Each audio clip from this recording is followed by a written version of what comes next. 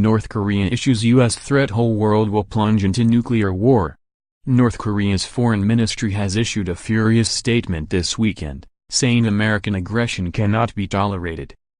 The fiery statement, which was issued in a Pyongyang-based propaganda newspaper yesterday, said Donald Trump was terrified of North Korea's nuclear progress. And it said any attempt to strangle North Korea with sanctions or blockade would receive a furious response. The statement said, "The gang of Trump, being terrified by our accomplishment of the great historic cause of completing the state nuclear force, is driving the situation on the Korean peninsula more and more close to the brink of war, acting recklessly without any sense of reason. A naval blockade is an act of wanton violation of the sovereignty and dignity of an independent state and an act of war of aggression which cannot be tolerated.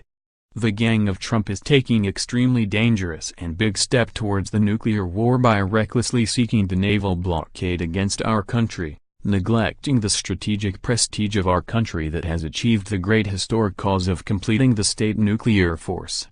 The ministry said Mr. Trump's hardline tactics had been attempted unsuccessfully in the past.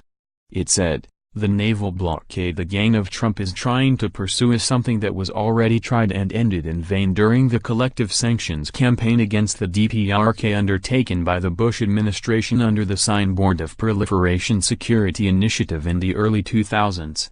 Should the U.S. and its followers try to enforce the naval blockade against our country, we will see it as an act of war and respond with merciless self-defensive countermeasures as we have warned repeatedly." The statement ended with a warning the whole world could erupt into nuclear war. Pyongyang urged the West to preserve peace and not risk all-out conflict.